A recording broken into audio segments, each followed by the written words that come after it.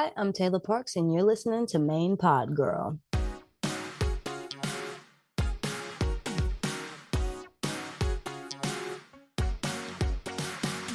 Hey, welcome to Main Pod Girl, a podcast made by Popheads for Popheads. Every episode, we'll be diving into all kinds of pop culture topics with some of our favorite artists and music commentators. I'm your host, AJ Marks. And I'm Anna. I'm a social media team member on Popheads Reddit, and I have a blog called Pop Apologist. Thanks for having me. I love that name. And today's special guest is a singer, songwriter, and actor with some insane writing credits to her name.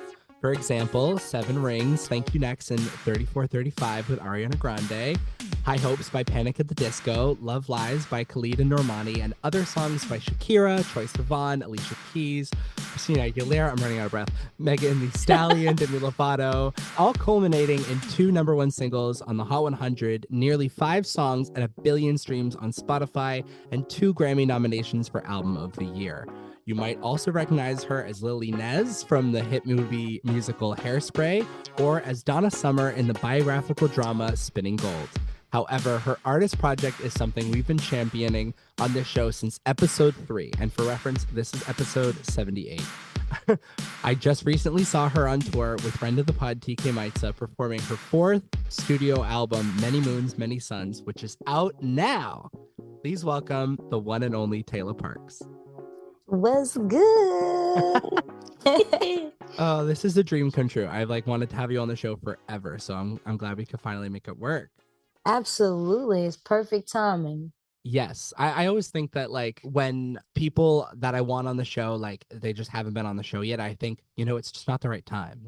At one point, at the perfect moment in time when their music is hitting the hardest for me, that's when they'll happen to be on the show. That's exactly what happened because I am obsessed with this album.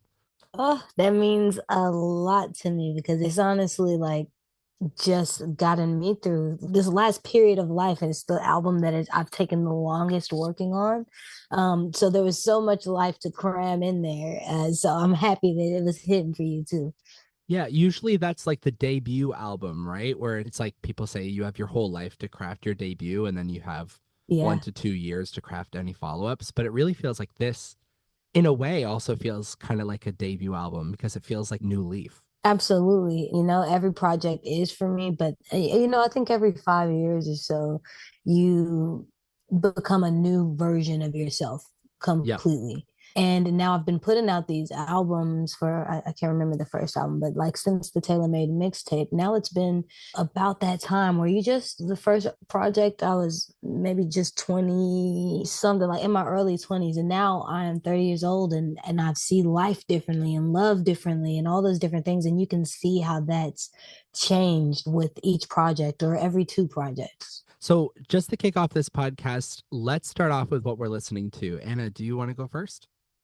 Yeah, well, I know I can't say brat again because we you literally just said on the last episode. we literally just did a podcast maybe 3 weeks ago that I was like, oh my gosh, all I listen to is brat, which is still true, but I've added a couple into my Rolodex. Lucky Day just put out an album called Algorithm, and that slaps. In a completely different vein, I'm loving Tovlo's Heat EP. Well, it's Tovlo and SG Lewis. Friend of the pod, yep. So yeah, those are my big ones.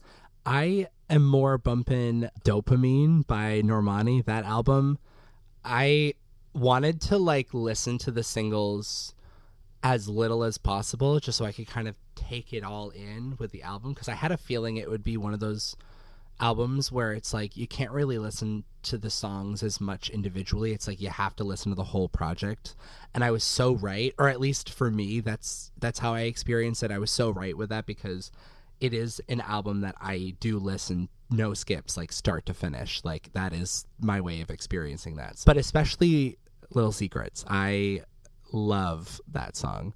What about you, Tayla? I've been listening heavy to Willow's new album. Yes. Album is crazy.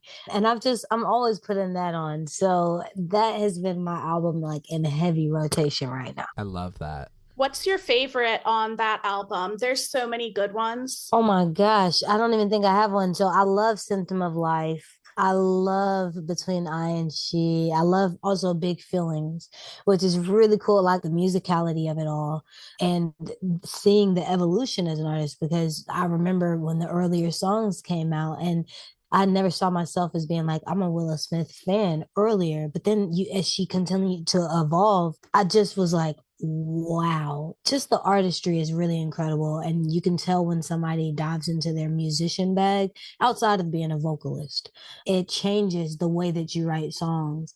And it's something that, like, wow, I'm here for the journey. Yeah. She's a true artist. I was watching some interviews with her saying that she was, studying all the greats, like listening to a lot of jazz, like incorporating all these different influences. And you can really hear it on that album. It just has so many influences. Yeah. Ugh, I love it. Moving on to your new album, Tayla, I want to talk about the concepts that you cover on this album. They're so specific and unique. Are there certain song ideas that when you think of them, you're like, oh, this is like too specific for pitch, or this can't go anywhere but in my own album, or every single one of them felt that way. It felt like this is too personal to pitch. And I usually go into the studio and I'm very intentional of whether I'm going to just let myself go free because there's a freedom that comes with songwriting, but also as a songwriter outside of yourself there's a focus that you have to have because you are not just going in and spewing out your own emotions in the way that you would say something. You're thinking like on that bullseye on what makes sense for them. So I know when I'm going in to say, I'm going to allow myself the creative freedom to not care, which is where my most creative songs come from, which are mostly personal songs, the things that I'm not afraid to say, oh my gosh, is this artist going to get it? Would they say it like this? I don't have to have all of those questions. So I really am able to just throw paint at the wall. And I was able to really go in and do that with this project. And I think that I've just been a student in a very new way again, and it's really allowed me to express that in an interesting way. This project that I feel like I haven't been as personal, like Dance Alone, for instance, and that was literally about the first dance with what would turn into my fiance, which is now my ex, right? And you don't get that that's the first dance of that moment. It's still kind of broad, and you can place it in whatever moment that makes sense for you when you're dancing with somebody. And I think I have a lot of moments on this project that are very specific, like my 30th birthday and how that night was like really crazy, or the night that my engagement was broken off and that drive back. Like they're very specific moments that I think my fans have had a lot of fun being like, wow, we're seeing another side to it. What's your favorite concept on the album? Mine is Emotional Support X. Like these are all concepts that I'm like new to. Like I'm like, whoa, like where has this been in pop music, I don't know where that came from. I literally was just like talking about this particular night where I felt like somebody had just really fucked up my birthday, like in the way of like really just made it a thing like that was about us and our thing, and that's partially my problem because I shouldn't have had 4 exes at one birthday party. That's partially my problem. But then I was like, you know what? Actually, like the whole emotional support X, because I've had emotional support animals and all kind of things or whatever, but I'm like, what's also can be an emotional support thing is an X, like any X is like whatever reason it is, or if there's a few of them. And in this particular instance that just kind of came out, and we all cracked up because at one point in time we've had it, and there's never been a kind of word that I was able to place with it. I hope you realize I will be using that with all of my friends. In like the girls chat or whatever, I'll be like, oh, that's an emotional support X. Yeah. Yes, exactly. Because then they kind of know what it is. It's like, okay. It could be for whatever reason. It's just some people, they will have a good place in your heart and it's just what it is, or they feel safe. And that could be a good thing and a bad thing. It's also the thing that makes it hard to let go of people that probably shouldn't be that. Yeah, for sure. Yeah. So speaking of concepts, it sounds like you've been doing a ton of growth and self-care over the last few years. I feel like your first few albums you had kind of like back to back to back. It was like Tailor Made, and then We Need to Talk, and then Coping Mechanisms. And then we had like 4 years. Tell us about that time. Why was it necessary to take 4 years getting to the next album? And how did that change your relationship with your artistry? I think Coping Mechanisms is the first album where I start to just look at myself in a very different way of like, okay, be on that self-growth journey. I'm acknowledging my healthy and my unhealthy coping mechanisms in that album. You know, it's very different from the Tailor Made mixtape. When you first hear that, I'm like, oh, I'm about to go out and party and I'm going to get over this person. I'm going to find your replacement in 3 hours, you know? And it's more like that type of thing. And you're in your early 20s and you're having fun.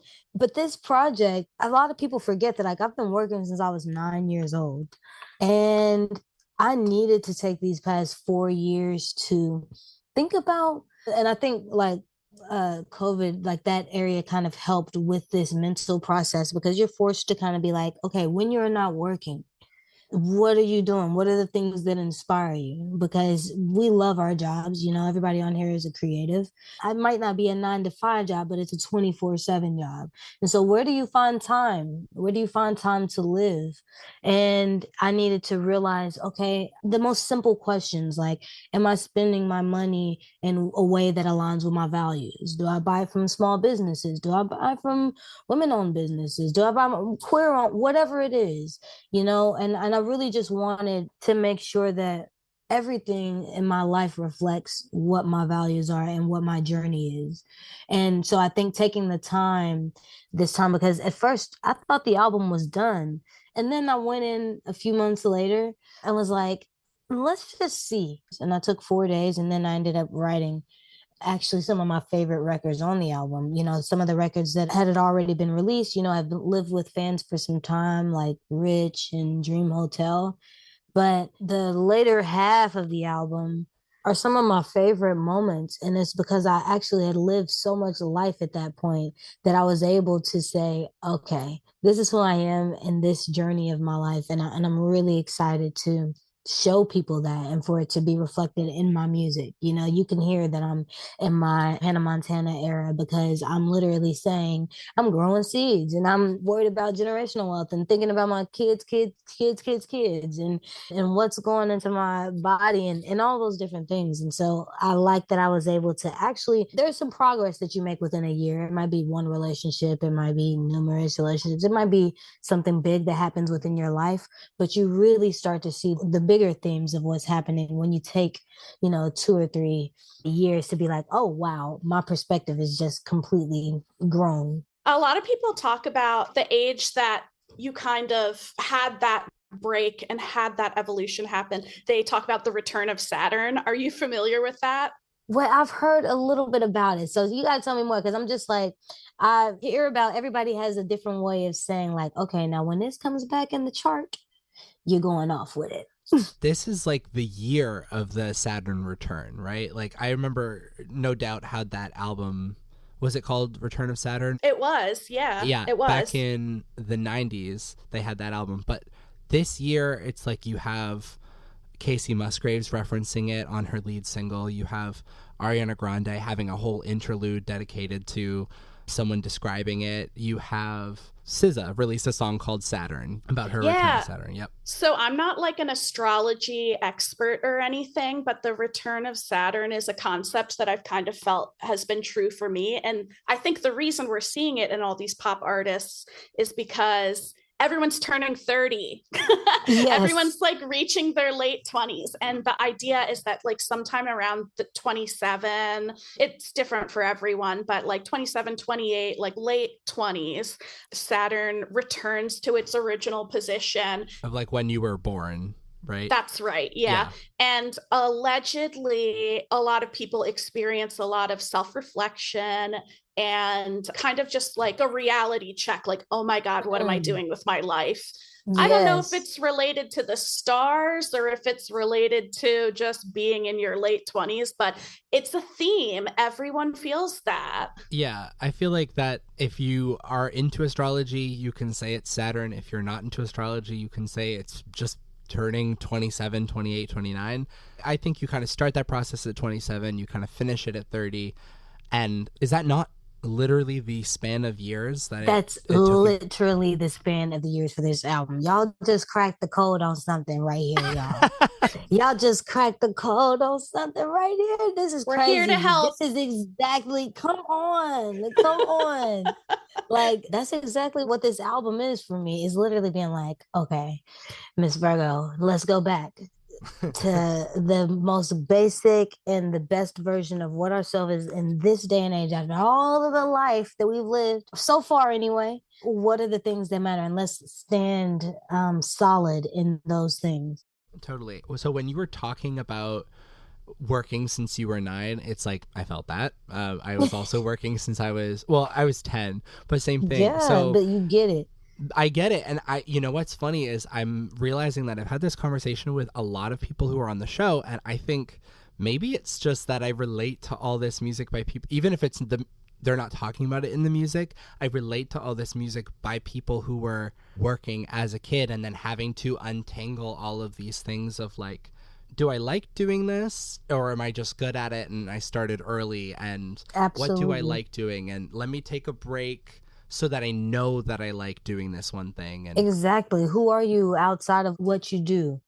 It's a huge question. I would always get questions like, what are your hobbies? And I'd list all the things I do for work Yeah, because I made all my hobbies into jobs. absolutely. Absolutely.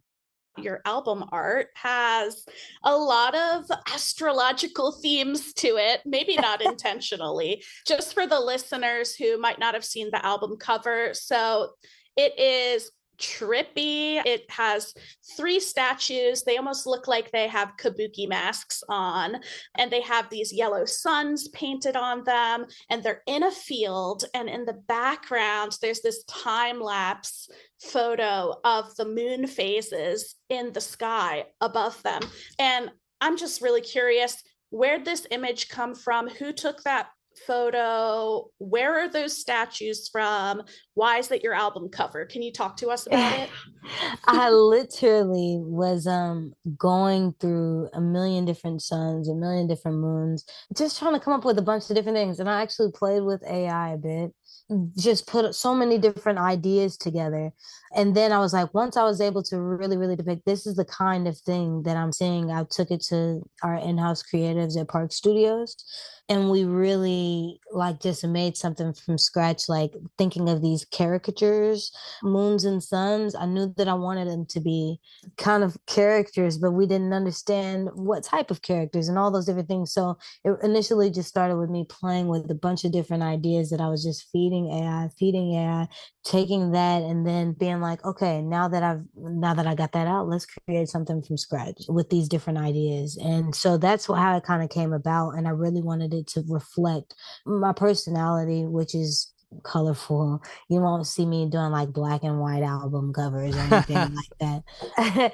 And making sure that it showed the journey. And then Ray came up with that brilliant idea of the time lapse moon, which I loved. And we just kept building layer on layer. And I think with this project, because I wasn't like, oh, I have to have it out by a certain date or I have to go, I was really able to just take my time and be like, okay, let's look at it again next week and maybe add another layer or let's adjust the colors. And like I was able to really take my time with it creatively. And this is one of my favorite album covers of mine anyway. And I appreciate the responsible use of AI because there's obviously this big debate with AI in art, but it's great for finding color palettes because I'll find something that's like these deep purples and these like really bright teals and like some like small yellows, and I'm like, oh, okay, that I'm resonating with these colors from this, and like, yeah, you can use it however makes sense for you because like yeah, like how you just said that you would utilize it for the color palette. That's like we mainly went to shapes and sizes and dimensions and boom boom and like feeding it very specific prompts that would make it come out it just in an interesting way. And I think that there is responsible ways to use AI, like you said, while also adding to the creativity. If you have a creative period and they're using this tool and something fresh is going to come. What are the odds that we'll get some merch with those sun people on it? Because I want to buy that. Oh, come on. We definitely have some new Trailer Parks merch coming and definitely are going to feature some of those things. And I'm super excited to start showing you guys the Trailer Parks merch. Nice. With the TK Maitza collab on this album, Era, I love that. Did that collab bring about the idea of going on tour together, or did that collab come out of already touring together? Already touring together. I discovered her literally when they asked about the tour, and I was like, oh, okay, boom, boom, boom. Like I knew this song. Okay, boom, I'm down for it. Then I heard the rest of the music when the opportunity came about to go on tour together, and it was just incredible. And I loved watching her perform every night. The songs are great, and we just looked at each other like, wow. I fuck with you. We need to do a song together. And that's literally how it happened. I love that. Speaking on collaborations, just from like being a fan of yours for so long, a lot of the songs you've written haven't been like Normani songs per se, but a lot of them have had, or at one point had, Normani as a feature, including Love Lies, Swing, Diamonds, and If It Ain't Me. Is this a coincidence? Do you suggest Normani should be featured to whoever it's getting pitched to, or do these originate from Normani camps? Like, what's the story here? I think that a lot of times what I really, really like to do as a creative is blend these worlds together. Like if I'm in a completely separate world, if I'm like, oh my gosh, like FK Twigs, do you know this artist? Or Normani, do you know this artist? Or I'm working with somebody who's like, honestly, Normani would kill it on this song.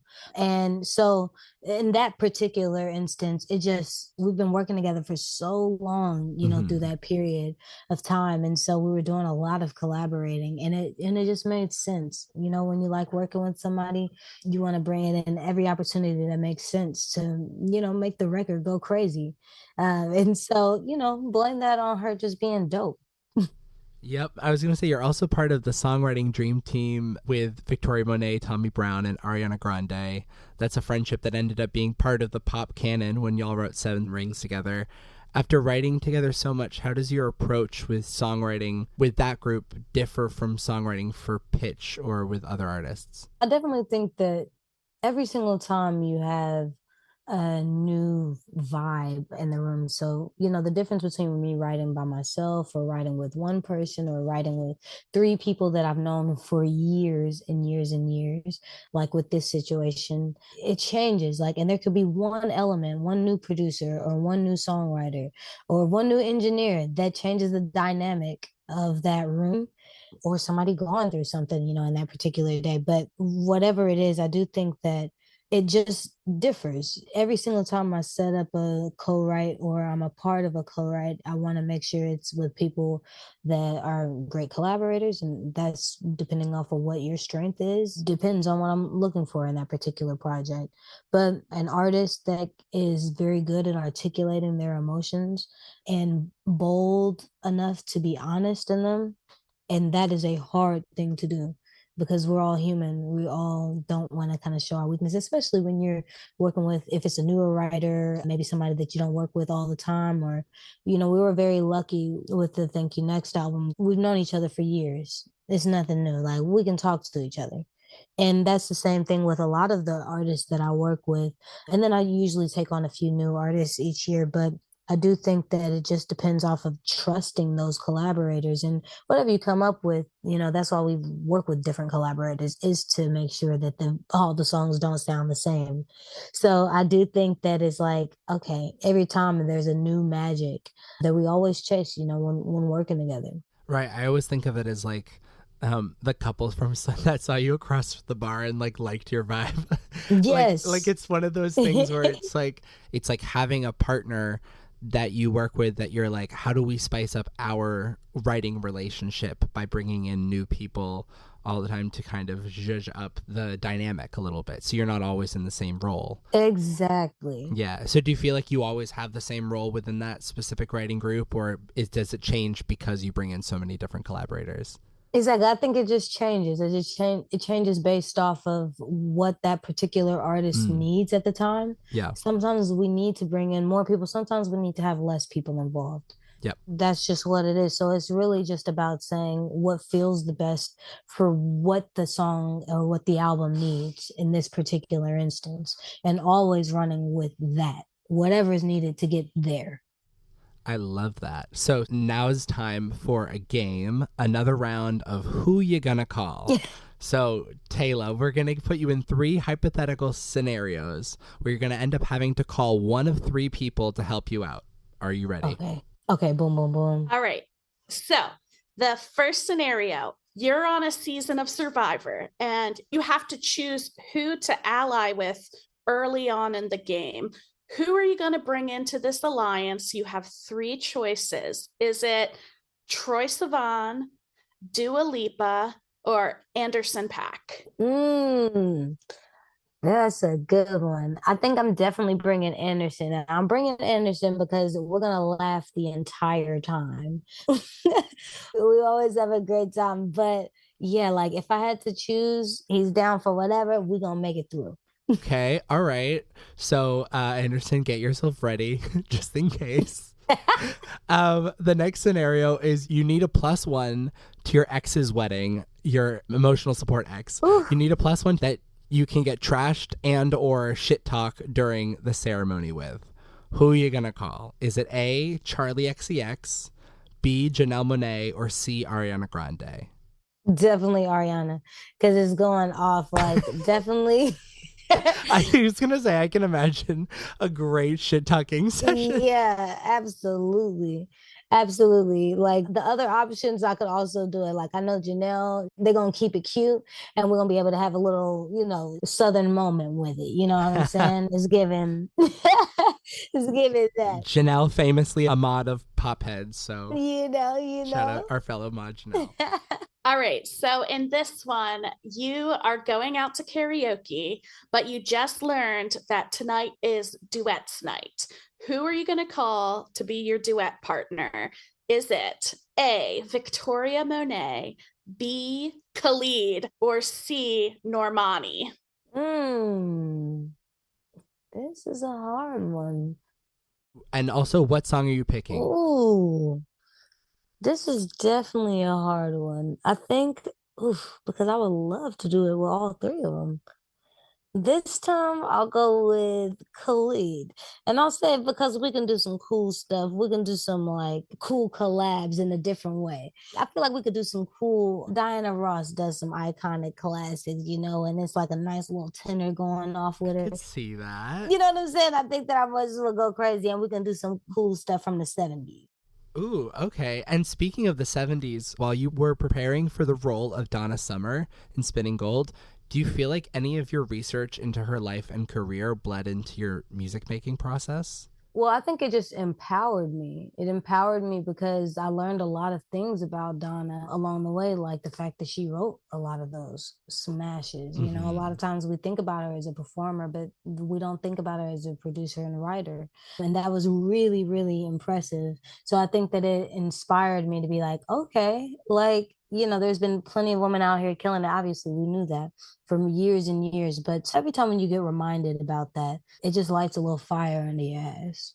Tayla, I really want to ask this question because you are living my dream life right now. You're making money with your creative pursuits, but then you using that money to buy a farm in Tennessee. I love it. And I have to tell you, AJ, you don't know this about me, but I'm like an undercover horse girl. Come on. I'm going to be honest. That much was obvious. Undercover my ass. I love that. I love that it shows. I started riding horses as an adult, and I just have this dream of having a little farm with horses and chickens and cows and whatever. What drew you to this farm life? Yeah. How's it been going? And like, what lessons have you learned? It's been a journey. And what started it was just the idea of sustainability. Like thinking about how to live the most sustainable life. What can I grow? What makes sense not to grow it? And what makes sense to grab from my neighbor or from down the street or any type of local person that's also doing it? Like, what is the most sustainable way to live my life? And of course, that leads to making sure that you're doing something involved with agriculture. And, you know, I care about the environment as well. So this is my way of saying, okay, capturing CO2, this is my way of spending less energy and creating a sustainable thing so that I can continue to do music for fun and not because I have to, you know. And I think that a huge part of setting up this or where I want to be till I'm gone is being like, I want to be able to have the career that I tour when I want to. I don't have to be on the road all year because that's the only way we're going to sell merch or the only way. I really don't want to make music from that place. And unfortunately, it's usually how it ends up is being like, oh my God, I have to do on all of these press runs and I have to be like, boom, boom, boom. But I mean, and I have fun doing those things as well, but I don't want to feel like I have to do it and I have to be around and I have to do all these other things. So I think that that takes away from the creative freedom. And I've always been able to have that. So I want to keep that going. And that was why I started it. And some of the things that I've been learning, child, I don't even know where to start. From learning how to use skid steers and learning what kind of machines I need to rent and learning when I'm being overcharged for this or that, or learning what kind of lumber makes the most sense for floors and can I pull it out of my own property and use that. It's been really, really fun. And I've always liked engineering, like closed loop systems, so where it's like, okay, I think that if you are having to be on a farm all day, every day, then there's something missing in the ecosystem there. Like nature will do what it does with or without you. And if you are the helping hand, then you can have these things while also still going on tour or while also showing up to work, whatever you do every day, you know, if you put systems in place that work for you. And I think that that's been the most inspiring thing is being like, every time I have an artist come here, they're like, what? Because they know what my schedule looks like. And they're like, if you're able to do it, you know, running 4 or 5 different companies within the middle of an album rollout, but also able to feed my goats and also have help and, you know, and all those other things, you know? It's just another piece of creativity. Yeah, it's another way to be creative. You're thinking about creating a sustainable thing. Like as a writer, I have to think about that sustainably. As a performer, I think about that sustainably. Like I think about, okay, what does touring look like for me to be able to do it for as long as I want to be able to do it? What does that look like? How is that possible? How will it be possible to run for companies? How will it be possible to run a publishing company? How will it be possible to do that while being an artist? And there's always a way with the right team. And it's just as important to prioritize because a lot of the times we're on this hamster wheel and we're like, I just want the next hit, or I just want the next big thing, or I just want the next boom, boom, boom. Like all of these other things, there's only one goal to go towards. But, you know, even after you get all of those other things anyway, you're going to still find that, okay, and now you just have to do it again and again and again for the rest of your life. And that's all that there is to do. And those things can be very rewarding, but just doing the thing itself is not the rewarding part of it. Or yes, like I find that with every success I have, things that I had dreamed about for years that finally came true, I am then just like, okay, that happened. And then I just have imposter syndrome. So it's very interesting how your mind will not let you just enjoy your successes. It's just all about the next one. Yes. Dividing your successes from your creativity and having those more fulfilling things that are not just things that are on paper. I think that's the best part of the job.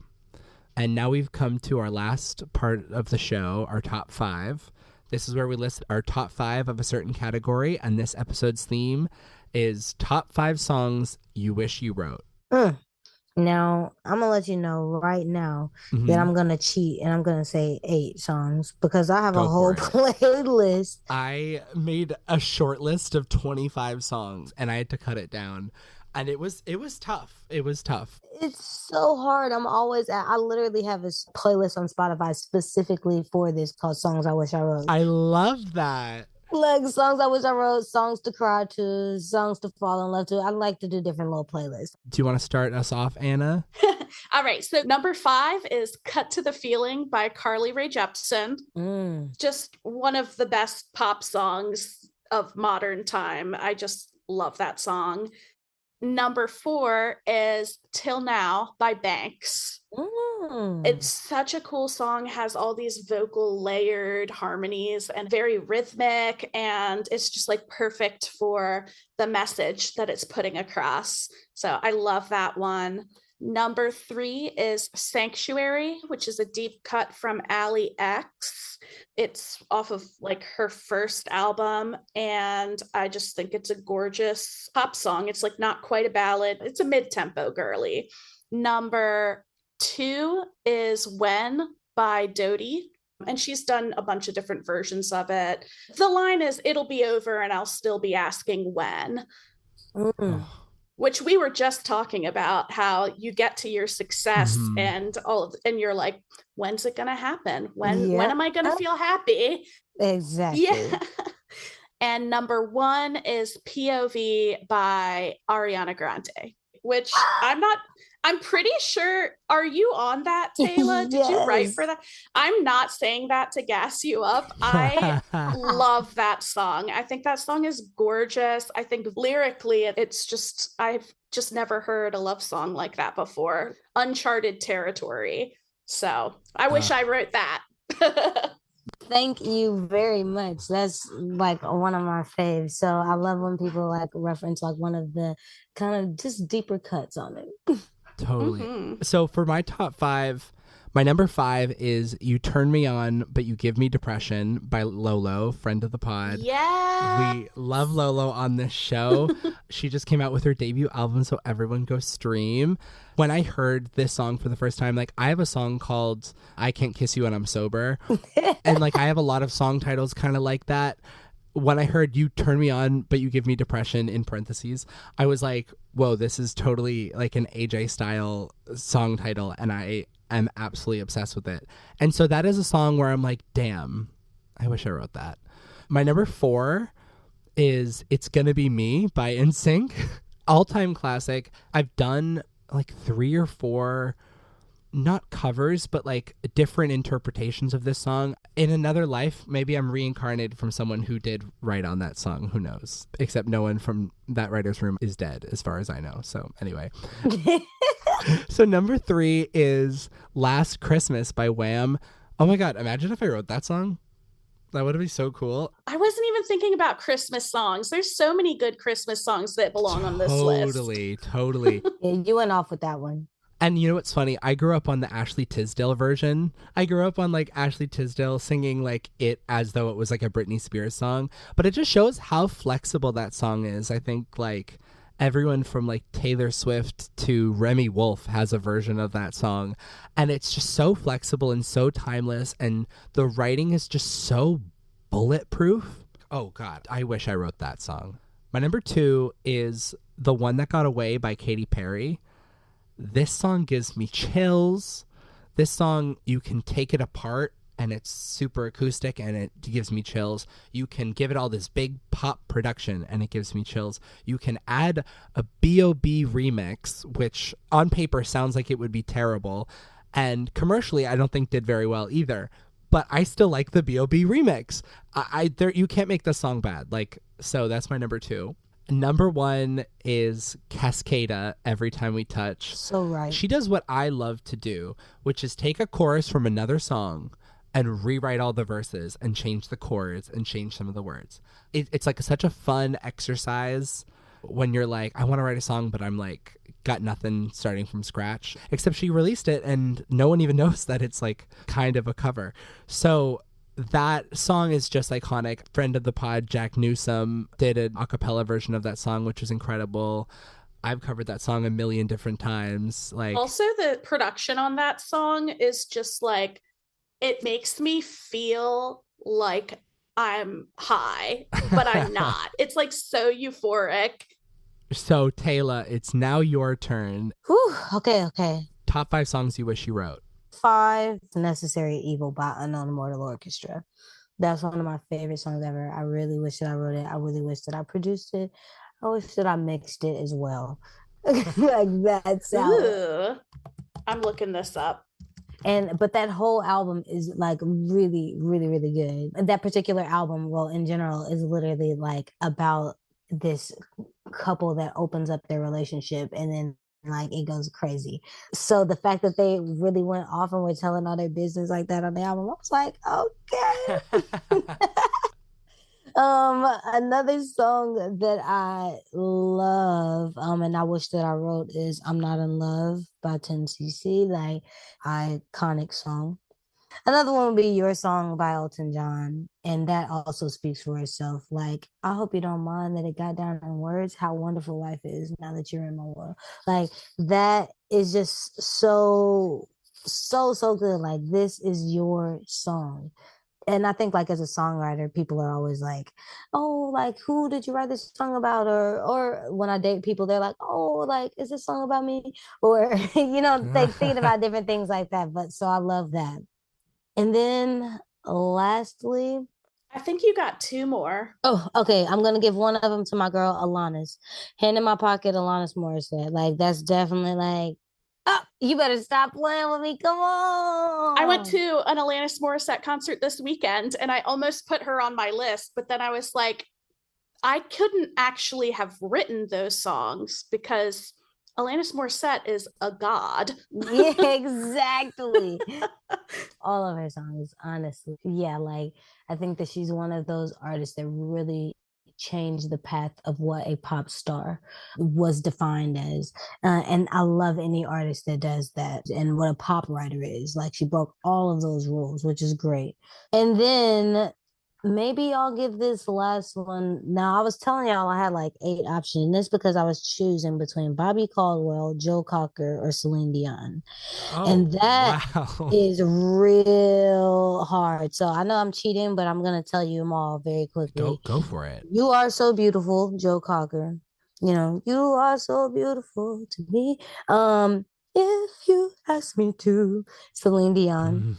Yes. And Open Your Eyes. Let me show you that one, Bobby Caldwell. Open Your Eyes, Bobby Caldwell. You Are So Beautiful, Joe Cocker. And If You Ask Me to, Celine Dion. If I had a time machine, those will be the songs I would go back and write immediately. Oh, I love that. Anyway, thank you so much, Tayla, for joining us. This was everything I thought it would be. This was great. Thank you so much. Thank you. I had a great time talking with you guys. Thanks for having me. And hopefully we'll see each other very soon at one of these shows again. Thank you. Bye, guys. Thanks so much. And thank you to Noah for the theme music. That's a wrap on this episode. I'll see you in the next one.